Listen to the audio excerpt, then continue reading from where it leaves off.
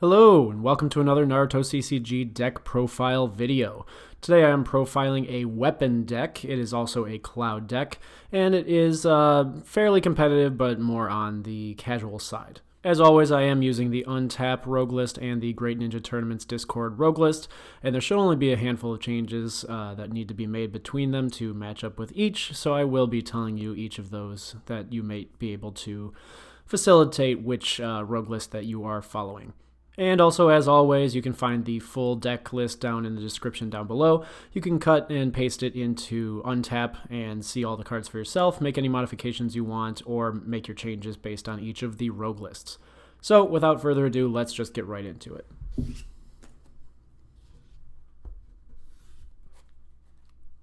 Starting off with turn 0 ninjas, I run 3 Tracking Ninja. It's already not on Element, but this is one of the only cards that is not, and it actually works with another card that is Water later on. So what makes this deck a weapon deck is that most of the ninjas are going to have this weapon characteristic right here, and the weapon characteristic is what our jutsus are going to be keying off of. So Tracking Ninja is just a very good turn 0 all around with a 4 combat, even though it's 0 when injured. Also having Ambush and Name Haku if that comes up in your version, with 2 mental power as well, but no effect text. But the key to this is that it is a weapon ninja, so it works all around. So having 3 of these is just a key to the deck. Next, I run 3 Naruto Uzumaki Legacy from the 4th Hokage. It's just a very good turn 0 draw ninja because its effect is, when this ninja is put in play, draw 1 card, and then valid every Akatsuki ninja in your opponent's hand gets -1 entrance cost. So the Akatsuki obviously is a downside for you, but this ninja probably won't be in play long enough for that to matter. And being able to draw a card on your deployment is very good as well. It does have growth, so you can growth over it to get some growth coins, and this deck is very good at building combat numbers, so that's good to facilitate that as well. And it is when it's put in play you draw a card, so growthing one into another is going to let you get that draw a second time as well. It doesn't have weapon, which is unfortunate, but it is just for the draw in the early game, and it does have 3 combat when it's injured, even though it's 0 when healthy, which is very good, allowing you to kind of stay in the game a little bit longer. Next, I run 3 the Sage. He is named Might Guy, but that comes up for a jutsu that we have on later. And he does have Burst, which is a new effect in one of the later sets, which is when this ninja is put in play, you reveal the top card of your deck. It stays revealed as long as he's on the field, and he gains +X, where X is equal to the entrance cost of the revealed card. So if you have a turn 5 ninja that's on the top of your deck and it's revealed by the burst, then he gets +5, making him incredibly powerful. So it's a pretty good effect, not really something you want to rely on, so it doesn't really matter for this deck specifically, but he's in here because of his effect. During the exchange of jutsu, you can remove a +1/+1 coin from target ninja and then draw a card. A lot of the effects of this deck are based around +1/+1 coins. So being able to remove those for draws lets you search through your deck faster and get your jutsus, which is kind of your end game state. And there are a few ways that you can get infinite +1/+1 coins to allow you to infinitely draw, each turn. But otherwise, he does not have weapon. He has 0, 2, and 0, 0 as his stats, which is fine. As a turn 0 ninja, that's what you can expect for support. So he's in here for the draw and for the jutsu synergy later. Last for turn 0s, I run 2 Shoseki. He does have the weapon combat attribute, and I think all of the ninjas in the rest of the deck have weapons, so unless there's an outlier, I will not be mentioning that again. And his effect is, during your mission phase, the attacker's mission phase, remove this ninja card in your hand from the game, and then move 1 jutsu card with weapon and its requirements from your discard pile to your hand. So just like with the Sage, he does have a combat support, which is useful as a turn 0 as a back ninja, but he is also useful in the late game to get a jutsu back that you might have used before or might have had to dump before. So he kind of has that dual use support in the early game and as like a hand trap kind of in the late game. On to turn 1s, I run 3 Tsukado.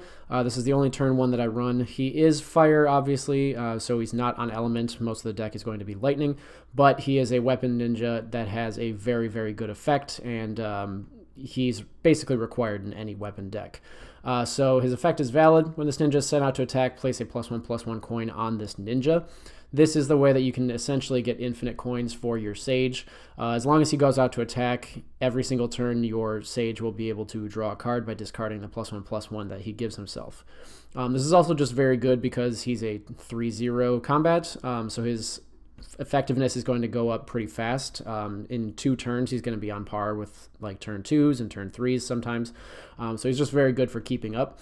And also because he is valid, if he does get injured and he's just using his 2 lower stat, you could actually throw him in the back of a team at some point, and his +1/+1 coins, if you're letting them build up, will give him quite a bit of support because they are affecting his support as well. So you could see a situation where after 5 turns, if he's still alive, he has 5 support, and you've thrown him in the back of a team. Otherwise, he's just here for the weapon combat attribute and the effect, but he is just a very good staple to have in a weapon deck. On to turn 2s, I run 3 Ayus.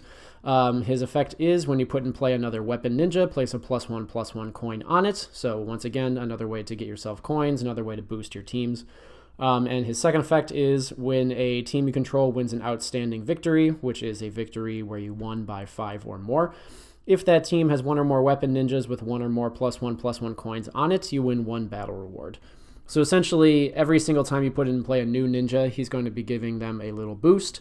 And as long as you have one of the ninjas with those coins, if you win outstandingly, you win battle rewards, even if they haven't, if they've blocked. So a good way to use this is to basically spread around the ninjas that you put in play with the coins, or because it doesn't specify it has to be the coins he puts on because you wouldn't be able to track that. Tsukado could get it. Any of the other ninjas that we have in the deck or missions that give you +1/+1 coins can also give that victory condition as well. So it's just very, very good. You want to run 3 of those because you're hoping to see him as soon as possible, so that you can be buffing your ninjas just by putting them into play, and you can be winning battle rewards just by fighting and winning a fight by a decent amount. Still on turn 2s, I run 2 Karui. She is a female cloud ninja. Cloud is an important characteristic. And her effect is valid while you have Omoi. This ninja gets +2/+0, which would make her a 6-2 ninja or a 4-6-0 when injured. So very basic and very effective effect. Omoi is another ninja that we have in the deck, so paired together, they're going to be very, very powerful. And obviously being a 6 while she's on the field, if Ayu was down, she's going to be a 7. If you use any missions that give +1/+1 coins, she's going to be higher than that. And you can see how it gets very easy to not only win your victories, but also get your battle rewards from Ayu's effect, and just kind of steamroll from there. On to turn 3s, I only run 2 of them. I run 2 Omoi. This is the card Karui was just referencing. His effect is all your other weapon ninjas get +1/+1, and that being almost every ninja in the deck besides some of your turn 0s. You can see how you get very powerful. It might be kind of confusing to keep track of the +1/+1 static effect as opposed to the coins, but do keep a note that it is a different effect. He's not giving you a coin, so that doesn't count for the Ayu's effect. And secondly, he has a valid effect. When you have Karui, this ninja gets +2/+0, similar to what she does to herself when he's on the field. So together, you've got 2 ninjas, one of which is a 6 combat and the other which is a 7. And then Omoi on top of that is going to give Karui another one. So they're going to be equal at 7 combat while they're both on the field together, which is very good. And obviously he also has the 2 support, which is fine if he needs to be in the back. But this combined with the coins, combined with the Karui, is making all of your ninjas pretty strong just out the gate. On to turn 4s, I run 2 Samui.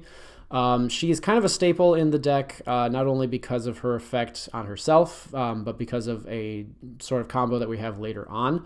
Her effect is when a jutsu that has weapon in its requirements resolves successfully. If this ninja was the user, you can apply the effect of the jutsu twice. So this is very important because we do have mostly weapon jutsus in this deck. So being able to use each jutsu twice is very good, obviously. Most of them boosting the power of each of your ninjas, so giving twice the boost for the same chakra cost is incredibly good.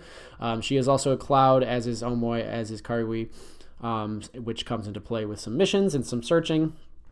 5-3 is fine for a turn 4. It could be better, but obviously with Omoi and Io's coins, it's going to be higher than that. And with her ability to buff the jutsus, she's going to be fine as long as you get those jutsus off. So she synergizes very well with one of our late game ninjas, so I will be referencing that later. But just know that she is one of the key cards of the deck. Last for turn 4s, I run 2 the 4th Hokage Younger Days. He does have a hand cost, so be aware of that.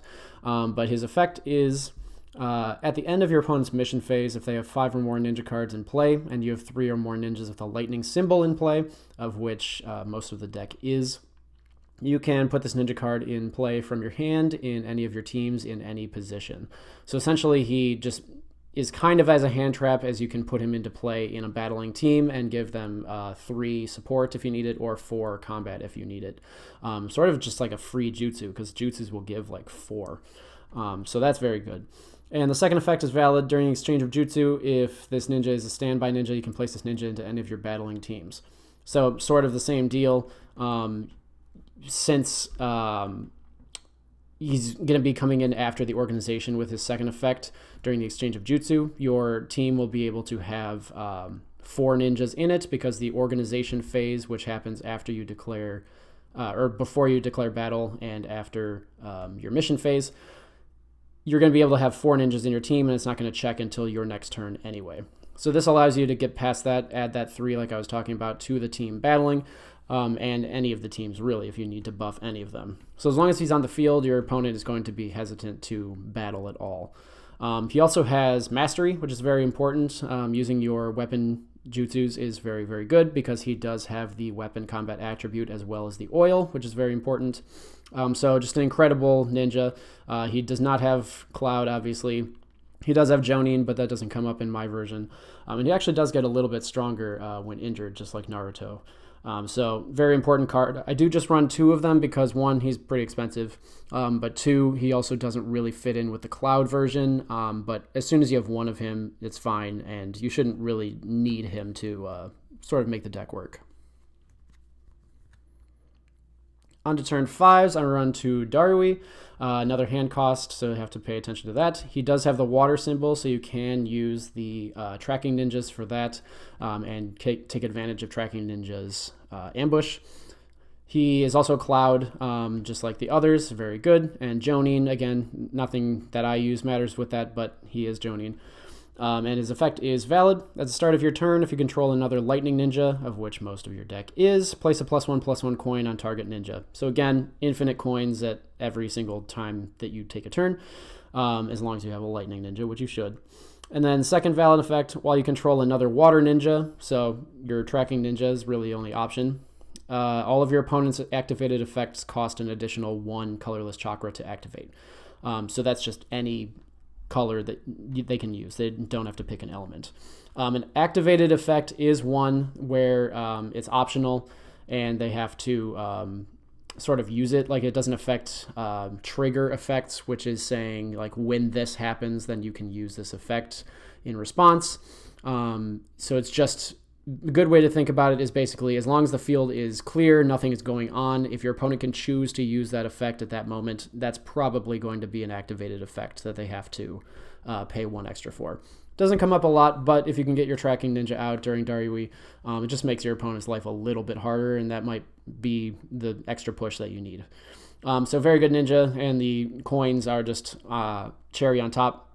A little bit weak, but obviously because he's weapon, he's getting the +1s, he's getting the boosts from Omoi, so it works out in the end. And when he's injured, he's actually 8-0, which is very, very strong. So he's a very good endgame ninja. And last of our ninjas, I run 2 Mangetsu Hozuki. He is not Cloud, but he is Jonin again, so you could run a bunch of Jonin jutsus if you felt like it. He is Impure Resurrection, so he does have the sacrifice mechanic. So when he is put into play, whether it's deployment or anything else, you do have to move one of your ninjas on the field from the game. You have to remove it from the game. So this obviously is a downside. I don't have any method of getting rid of that effect. It's not a pain deck or anything, so you are just going to have to eat that one. But his effect is very good. During your mission phase or the exchange of Jutsu, you can pay 0 chakra, and then he gains the effect text of a weapon ninja card in your discard pile during the turn. So this is a very, very easy way to swing fights. You can give him Omoi's effect to buff all of your other ninjas, to give like his team a +2 for one for each ninja in the back if you need it, +3 to other teams for the effect if they need it. You can give yourself like Karui's effect if you have an Omoi to buff him by 2 for Omoi. If you have Karui on the field, you can take Omoi's effect to buff himself by 2 for that. You can take Darui's effect if you've got another tracking ninja on the field. But the big two are the Samui and the 4th Hokage. So the big effect is Samui here, allowing Mangetsu to use jutsus essentially twice. Once he is the user of them and they resolve successfully, and we'll get into that a little bit later. But the big one is 4th Hokage, Younger Days, because you can leave your Mangetsu out of the battle, and then during the exchange of Jutsu, even though he's not on the battlefield, you can still use his effect because it's just usable during the exchange of Jutsu. He doesn't have to be anywhere to give yourself the 4th Hokage's effect so that he can move himself from standby into another team and then use jutsus, whatever he's going to do. Add 7 to the team. It's just a very good combo to allow him to be pretty versatile and get somewhere he needs to be. So those are the big two, and I will talk about those more when I get into the jutsus because that is where the main draw of him comes from. But I could see you running 3 of these. I just run 2 because it is a pretty late game at 6. And he does have the 1 hand cost, just be aware of that. But because he's void, you can use any color for it. On to jutsus, I run 1 Tsuchigumo style Forbidden Jutsu Release Big Bang. This is limited to 1 on both of the lists for good reason. It costs 1 wind or 1 lightning chakra, so lightning is your really only option here. The effect is charge 1 card, in that case draw 2 cards.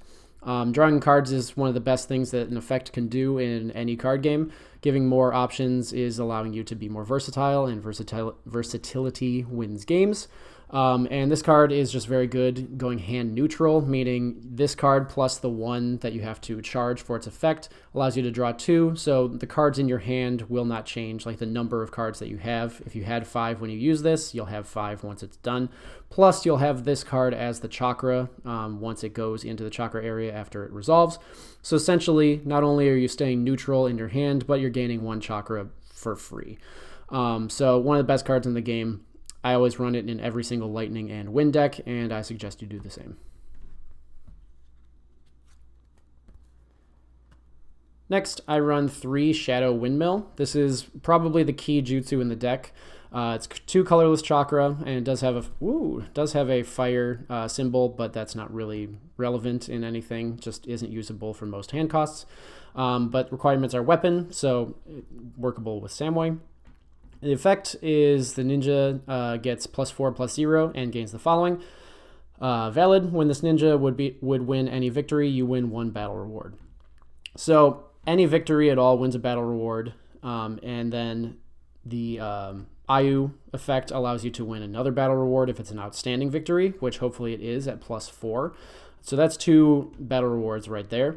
But the interesting part of this is that Samui works with this by giving her the effect twice, which does stack. It seems odd to allow it to stack and do the same thing twice just by having that wording, but she can use this and then get the effect off twice. So if she wins the victory, she gets 2 battle rewards instead. And the big combo with this is that Samui Samui's effect given to Mangetsu allows him to use this effect twice also and win 2 battle rewards from that as well with a higher combat. So that's the main combo of the deck that is facilitated in a little different way later on. I know it's kind of vague and confusing, but know that this is one of the main cards of the deck. Almost everybody in the entire game is a user of it, so this should be used quite often and will have strong dividends paid out. Next, I run 2 Twin Sword Hiramekarei Hammer. It is a water and earth jutsu, so you can use it as hand cost for Omoi here. But again, 2 colorless, so it doesn't really matter. You can use any chakra for it. Requirements are a weapon, and the effect is you can pay 2 colorless chakra. In that case, the user gets +4/+4 during this turn. Then you can make 1 ninja opposing the user a standby ninja if its combat is less than the user. So this is one of the most confusingly worded jutsus in the entire game, in my opinion. So I'm going to try to simplify it. Imagine that these 2 effects are flipped around, basically. If you pay only 2 chakra, then all you're doing is the second effect. You can make 1 ninja opposing the user a standby ninja if its combat is less than the user. So essentially, if Omoi uses this jutsu, pays 2 chakra only, then he can make a opposing ninja that has 4 or less combat, a standby ninja. But if Omoi is facing a ninja that has 6 or 7 or even 8, he can pay 2 extra chakra to boost himself by +4/+4 to allow him to get over that hump and make them less than his combat. So just think of it that way. It's basically a jutsu to make somebody a standby, and if you really need it, you can pump yourself up to get over that hump with this jutsu as well. Obviously, this works with any other effect that'll boost combat, so the coins, any other jutsus. So as long as your number at the very end is higher than their number, this works for a standby. Standbying a ninja is a pseudo-negate in this game. If your opponent's ninja is using a jutsu and it is made standby, that jutsu fizzles once it starts to resolve because the user is no longer there. So it's not truly negating them, but if your opponent is using a jutsu and they're opposing, you can push them away and kind of stop that jutsu from happening anyway. So I do run this at 2.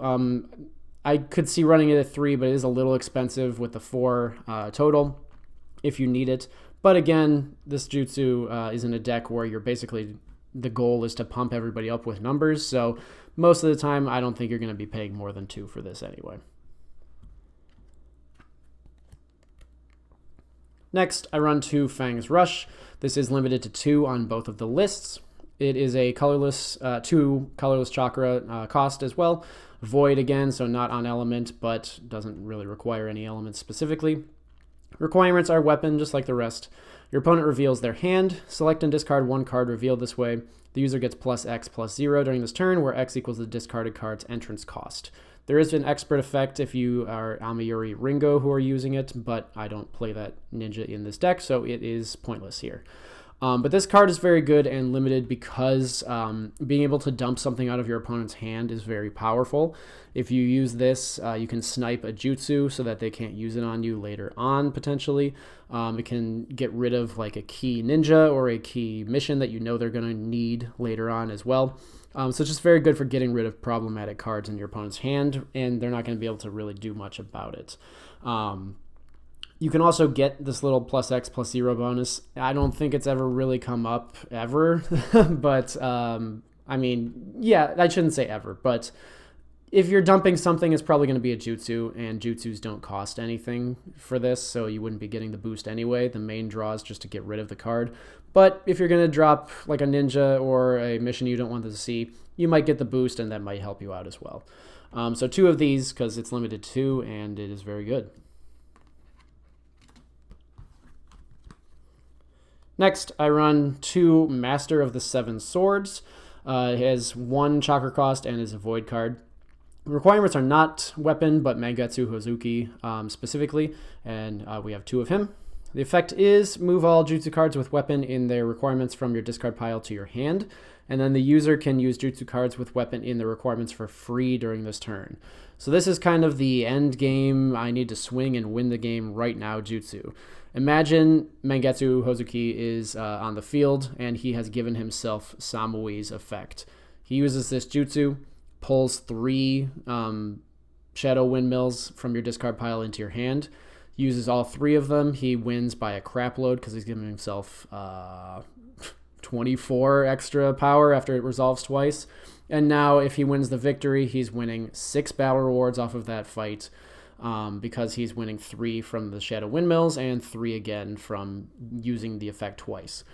So it's a very good combo. He can throw in the Fang's Rush. He can throw in the Hiramekarei Hammers. It's just very good to end the game, close out by destroying a team, getting a bunch of battle rewards, hopefully winning even more with Ayu. And then once the team is dead, he winning even more by swinging through and winning battle rewards in the showdown. So very good card.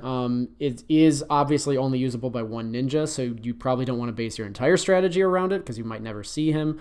But luckily, all these jutsus are usable just on their own, and the entire deck is based on more than just this jutsu. So I think it is good at 2 because it's not really the point.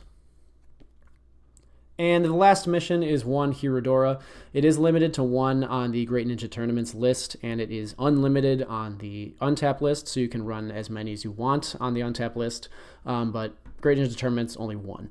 I do think it's a very powerful jutsu. I don't know if it needs to be at 1, but I understand that it's very strong and really annoying if you're playing against it. Costs 2 colorless chakra, and it is a lightning jutsu. Requirement is Might Guy, which we do have because we are running 3 of the Sage, who does have the name Might Guy, as I said earlier. Its effect is both players reveal their hand and discard every jutsu card revealed this way. Then distribute X damage among your opponent's ninjas, where X equals the number of jutsu cards discarded due to this effect plus 1. So no matter what, you're going to be giving 1 damage to any of their ninjas, because they don't have to be opposing, they don't have to be anywhere. It essentially allows you to snipe by just placing a damage somewhere.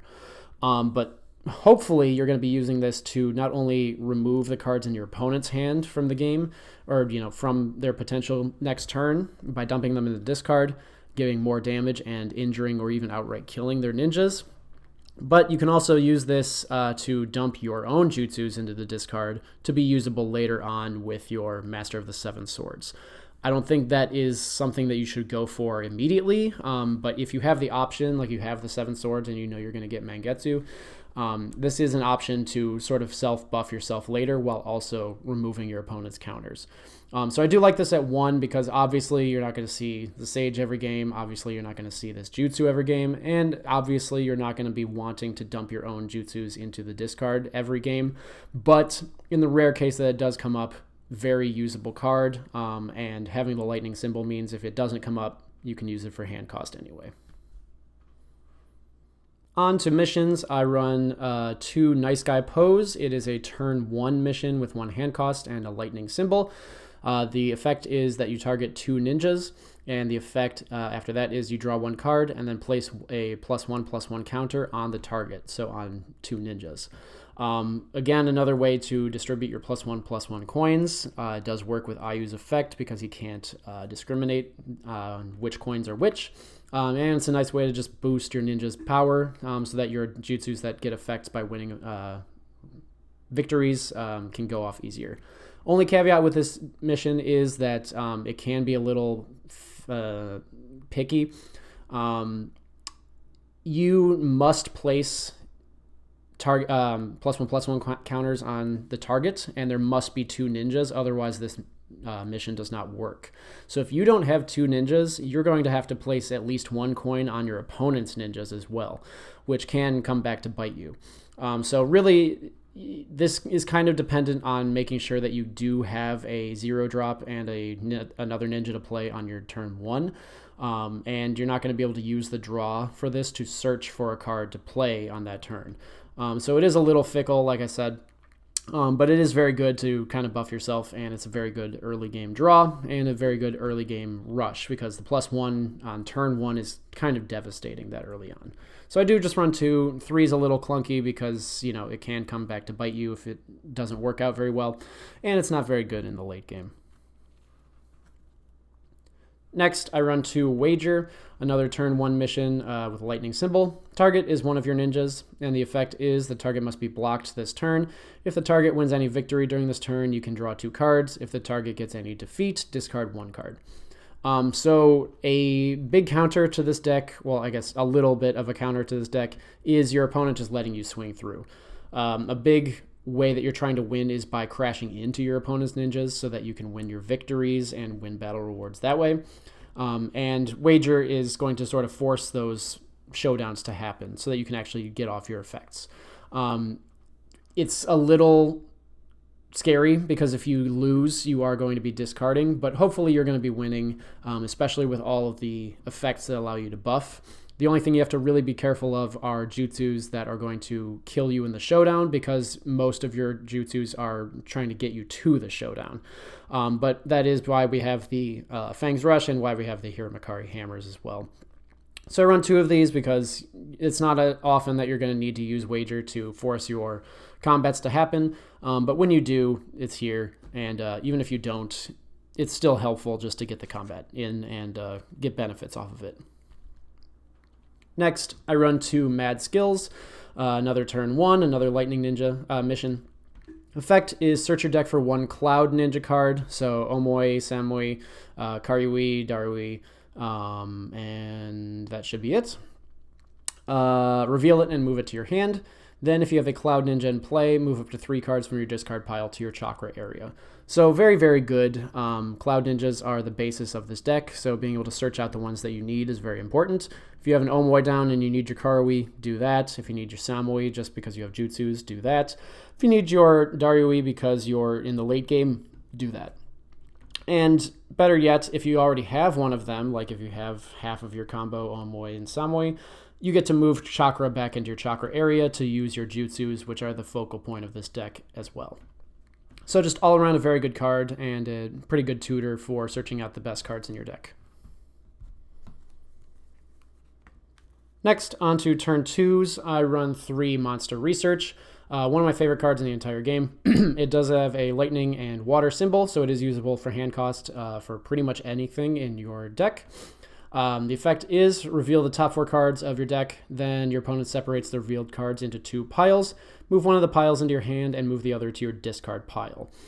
So it seems like it would be a little detrimental because your opponent is sort of getting to discard some of your cards, but the ability to siphon out the cards that you don't want, as well as draw cards that you do want, is very powerful. You're seeing at least 4 cards here, you're seeing 4 cards, and you're drawing at least probably 2 of them. There are going to be rare instances where your opponent is hell-bent on keeping you from getting 1 card, and they might give you 3 cards in exchange, which is very good. But specifically in this deck as well, because we have the effect where jutsus in your discard pile are usable later, you can sort of choose, if you know something's possible, to dump some jutsus and then either get them back in the chakra to use later, or just keep them in the discard pile for use with your Master of the 7 Swords. You can also dump ninjas into the discard pile for use with Mangetsu to steal the effect. So being in the discard pile is not really a detriment for a lot of cards in this deck, which is why Monster Research is kind of doubly good for those. And lastly, I run 1 Inari's Decision. It is another turn 2 lightning mission. The effect is draw 2 cards, then move 1 card in your hand to your chakra area. If you moved a non-ninja card due to this effect, place a +1/+1 coin on a ninja you control. So just another +1/+1 effect with the added benefit of giving you chakra. Again, you can dump like a ninja if you want to get it into discard by using it in the chakra for Mangetsu. You can dump a jutsu for Master of the 7 Swords if you want. Or you can just dump like a ambush ninja or whatever you don't need. And the +1/+1 is just very useful. So I read somewhere that somebody described this as a slow, what is the card called? I'm completely blanking. But it's the banned card, turn 1, where you draw 3 and then don't have your organization phase. Never-Ending Love. There we go. It's a slow, never-ending love, usable with the Sage to essentially draw 3 at the end. And I thought that was very funny. So Inari's Decision, just one of them. It's not the best card in the world, but it is going to synergize pretty well, and it's just another later game draw mission. So that is the deck. There is only one card that I think you can really run in your reinforcement deck, and that's Naruto and the 4th Hokage. There really isn't anything that you can squad out. You can't really reinforce out in this deck. Nobody has any like second forms or anything, so there really honestly aren't any options except for this card, which is kind of unfortunate, but you can just run 3 of these. Its effect is valid when this ninja is put in play, give 1 damage to all of your opponent's ninjas, and valid when this ninja is removed from play, due to the showdown, heal all of your opponent's ninjas. So, I mean, if you need to wipe out their field because they have a bunch of injured stuff from your battles, this is a good card for it. If you just want to get rid of your Naruto and you don't need your 4th anymore, you can get rid of it for this. It's not the best, but it's probably literally your only option. So I just run 3 of those. I only own 1, but I do recommend having 3. So that is the complete deck. As I said before, it's pretty casual, but it can obviously boost and pick up some numbers for it. It's kind of similar to my Samurai deck in that you're just getting big numbers and slamming them against your opponent, but it has a few obviously different effects than Samurai does, which can kind of catch your opponent off guard, and the Jutsu synergy will allow you to swing even harder in the late game than Samurais can. So if you like this deck, let me know down in the comments down below. Also check out my Impure Resurrection deck that I did recently as a concept. It's a very similar concept with a lot of overlapping mechanics to it because most of the Impure Resurrections are weapon. So a lot of that kind of crosses over. But again, let me know if you have any different suggestions or options that you like with this deck, or if you've even played something similar to it before. And if you like this, subscribe to see other deck profile videos in the future, any other concept videos that I'm going to be working on, tier lists, whatever is coming out in the near future. I do have another deck that I've been very excited about. I'm just waiting for some sleeves to come in so I can get it sleeved up and show it to you as soon as possible. So hit that bell for any notifications, and I will see you next time. Bye.